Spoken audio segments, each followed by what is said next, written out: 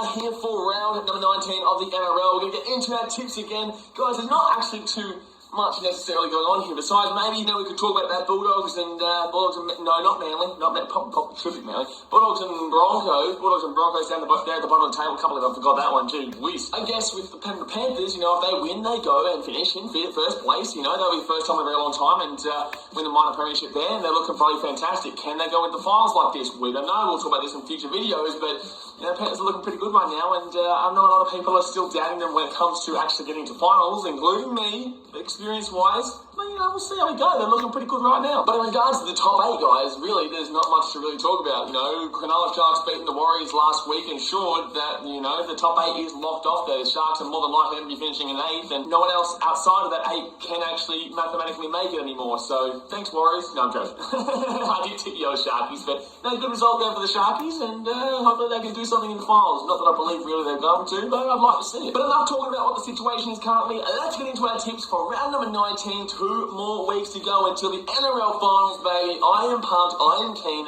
Let's get into round 19 for 2020. I hear a lot of people talking like they politicians and choose to be an accountant because it's safe in the business, not because they want. South Sydney Rabbitohs going up against the Canterbury Bulldogs. Now, really, there is actually quite a lot at play here. The Rabbitohs are still playing for a home final, and the Bulldogs, for the 15,000th time this year, just need one more win to get off the bottom of the ladder. Just one win.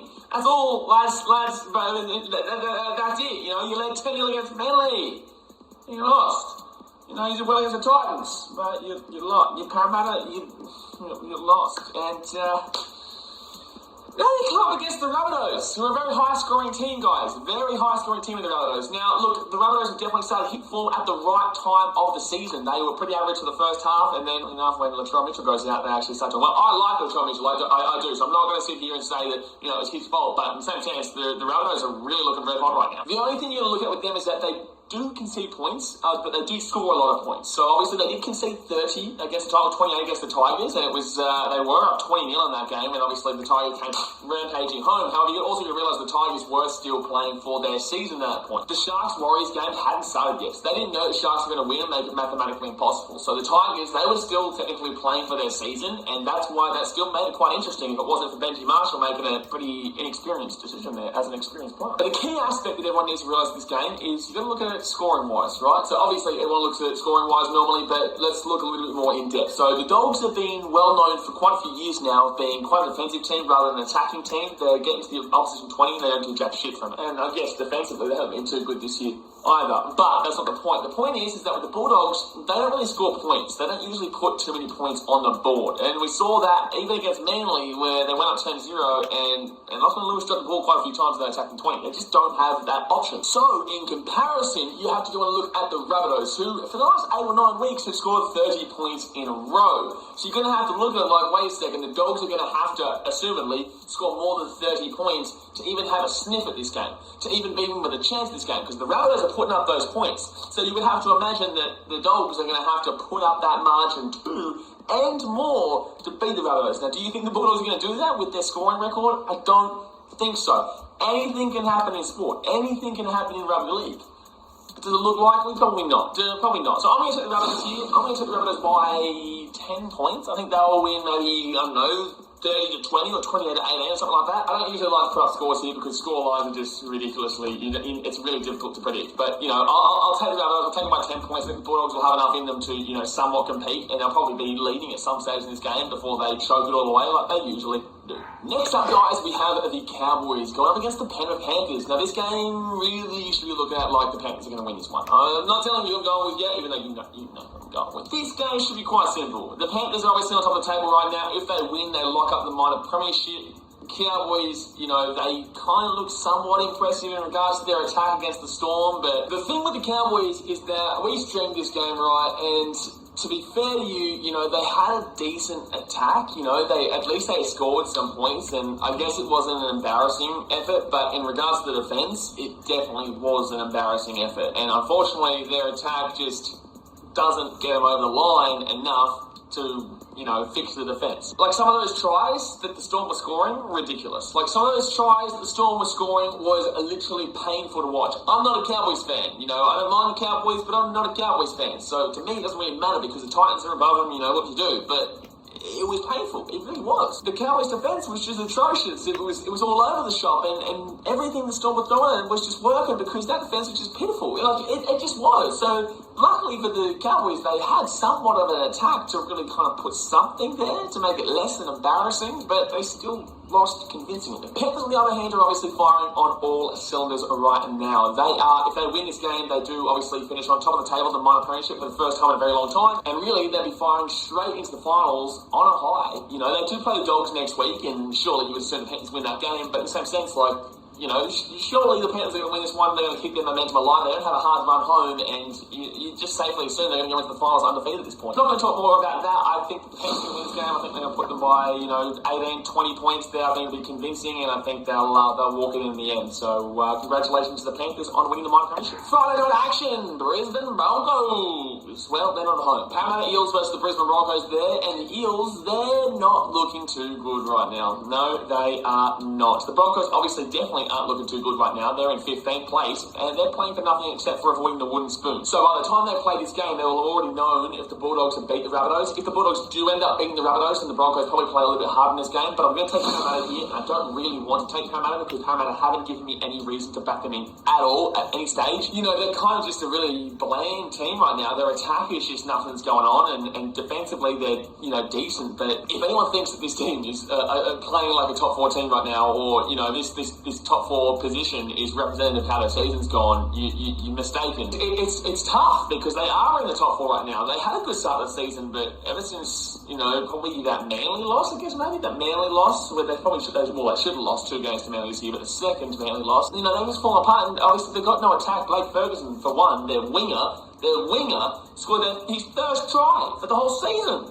Last weekend. Where shit's that? Nobody else shit's that. So, Parramatta's still a lot to play for. I think we're going to have to win these games to obviously stay in the top 4. I'm not sure the Raiders played yet. We're going to obviously get that in a second. But I'm going to take the Eels to win this game. I'm going to take the Eels to win by...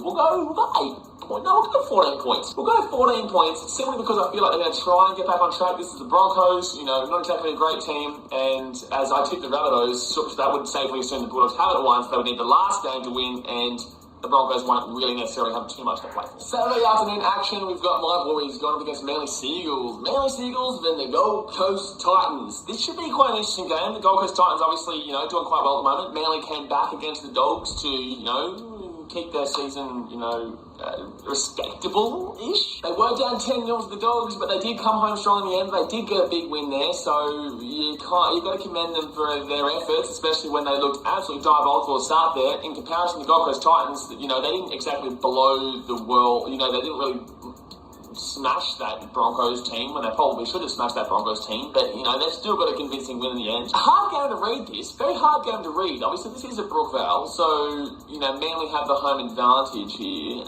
and the Gold Coast Titans, we haven't won 4 games in a row probably in my lifetime yet. I can't remember the last time we won 4 games in a row. I do believe that we are the better team. I do believe that we are on the right track here. I'm very happy with how this season has gone. We were obviously predicted to come last place, and right now we have a chance of finishing in 9th. So it definitely is a successful season here for the Titans, considering that Justin Holbrook is a new coach. We've got a whole bunch of new guys on the team, and we've got more new guys coming in next year. Manly, on the other hand, it's a failure of the season. It's a failure of the season. It's straight up as that. So they were expected to probably be pushing for top 4. I had them to win the comp. So yeah, with Manly, they're definitely a failed season, but. I'll take the Titans here. I'll take the Titans here to go 4 in a row and really gain some momentum going into next season. I just feel like Manly have just gone completely off track, and they're just not who they should be. They really should be a top 8 team, but obviously they're not this year, so I really don't think they're getting it together this year. They probably do get it together next year. They probably do make the top 8. Next year's top 8 is really difficult to predict because obviously you're going to have your Titans there, you're going to have your Manly there, you're going to have and you're going to have those teams that are already in the 8 right now that are going to be fighting it. It's going to be tough. It's going to be really tough next year to think about what's going to happen. Even the Dragons can put something together. You never really know. But I'll take the Titans here. I'll take the Titans in a close one. Take it 6 points. And to be honest with you, I'm pretty confident. I'm not going to lie. I'm more confident than what I would normally be with this Titans team. So, yeah, I'm very happy with how we've gone this season, and hopefully we can go 4 in a row. Another game on Saturday afternoon, we have the Melbourne Storm going up against the West Tigers. The Tigers not playing for anything right now, and Melbourne Storm, well, if Panthers were to beat the Cowboys on Friday night, then Panthers would have won the competition. So really, Storm aren't playing too much. They are still mathematically fighting for top 2, but in reality, they're going to make top 2. They're going to be coming second. So they're coming up against a Tigers team who've looked average. You know, I had people telling me halfway through the season they're going to make the 8. I had people telling me at the beginning of the season they're going to make the 8, and I was like, no, they're not going to give me that in the 8. I'm going to take the Storm here, guys. I'm going to take the Storm to win by 16 points. I think they're going to be really ramping it up towards finals. Hopefully Craig Bellamy ripped into him and said, buddy, if you don't, not concede that many points, if you concede that many damn points again, I'm going to slap every single one of you with this bloody door. I'm going to grab this door, I'm just going to whack you. That's probably what he said. We all know what Craig Bellamy's damn were like. So he would have gone in there with torn to shreds, Storm by 16 points. Saturday night, Roosters versus the Sharks. Now, I'm going to be showing this game, guys, and I'm actually really excited for this. Roosters and Sharks is usually quite a good game. The Sharks are obviously a very high attacking team. Sean Johnson's back right now. They didn't look great at all against the Warriors, but they did get the win in the end, and it was quite funny that Toby Rudolph, the guy who obviously reneged on his contract, fair enough, you know, not like a Daly Cherry Evans, you know, dickhead move, but like Toby Rudolph was the one who obviously reneged on his contract because of things that's going on in Australia, and he was the one who actually ended the Warriors season, and Manly's and Gold Coast and Dragons and Tigers as well. But the point of the matter is that obviously he was going to go to the Warriors. Now, on the other hand, the Roosters, you know, they're starting, they've got all their players, but Boyd Cordner out is absolutely huge. I don't know what I'm doing with my hands here, but it's just huge. If Boyd Cordner is out, it is absolutely massive. But apparently he's in. Well, that could be a game time decision. I'm not too sure, but it says here that he's in. It says there that he's in. So, look, I'm not going to lie to you. I'm not going to take too long on this one. I'm going to take the Roosters here. I want the Sharks to win. I think this will be a very close game. I'm going to take the Roosters by 2 points. I know, the Sharks are one of the worst defense teams in the competition, but they're also one of the better attacking teams in the competition, and I think they held their own against a team that was really heavy pushing into the 8, and they beat out the Warriors in the end. So I think the Sharks will be able to muster up something, but will they be able to get over the line? Probably not, especially if Boyd Cordner is in fact playing. So no, I will be taking the Roosters here, Roosters by 2 points, and I'm very much looking forward to this game. Alrighty, quick little adjustment there because my camera died, but we've got the Raiders going up against the Warriors on a bit of Sunday afternoon footy. And as much as it seems like I'm getting excited about that one, not really. I'm taking the Raiders here, guys. Obviously, this game, it's meaningful for the Raiders. It's not really meaningful for the Warriors. The Warriors, you know, they finished their season with that loss to the Sharkies. I think it's a very commendable effort from the Warriors to finish where they finished this season. They'll probably finish maybe 10th or 11th in my personal opinion. There's still a couple of teams that might finish above them, but I think they did really well considering the circumstances surrounding the season. Obviously, it would have been an absolute dream to see the Warriors make the top 8. I don't think it was really realistic at any stage, considering the gap between the Sharks and wherever just the top 8 and the bottom 8. But it made it relatively close. Obviously, in regards to the Raiders, they're in 5th place right now. They're 2 points behind Parramatta. Now, obviously, I tipped the Eels already, so that would automatically assume they're 4 points ahead of the Raiders. So for the Raiders to still have a chance of making top 4, they would need to win this game, and yet they'd still be down by 2 points. So, like I said, I'm taking the Raiders here. I think they're looking a little bit sneaky. They just came off a 37-8 drubbing of the Dragons. I think that they are a better team than an underdog. I reckon that they are, well, do I call them an underdog? Do I not call them an underdog? It's not like I would call them a Roosters or a Panthers or a Storm, but I don't think they're in the same category as Eels, and then I don't think they're in the same category as the Knights and the Rabbitohs and the Sharks. So I don't think the Rabbitohs are on their own little area there as well. So it's I don't really know how to take the Raiders here. I think that if I was to kind of shuffle this top 8 around, given an order of how I think there's going to, who has the most likely chance, I've got the top 3 in the same category of Storm, Panthers, and Roosters. Next, I'd probably put the Raiders in their own little category here. Don't know if I want to put them there, but I don't think I want to put them too low. The Eels are probably in their own category too, but they're probably, I reckon the Eels are in the Rabbitohs in the section here. I reckon the Eels and Rabbitohs are right below that. And then those last 2 spots would go to the Sharkies and the Knights. So for me, I think the Raiders definitely win this game. I reckon they're good enough to make top 4. I reckon they deserve to be top 4, but will they make top 4? It's a difficult one because the Eels have a decent run line. Finally, guys, wrapping this all up for round number 19, we have the Newcastle Knights playing host to the St. George Illawarra Dragons. This game is quite interesting. The Knights probably should win this game, but the Dragons, even though they're kind of a big loss, they can also put up a performance. Will they put up a performance here? Probably not. Probably not. They've got the team to do it. Let's not lie. They've got the team to do it, but they're obviously in a bit of a transition season right now. They've got obviously they sacked their coach and they've got a new coach, and next season they should start picking up a little bit more. But for this season, they're not going to roll over.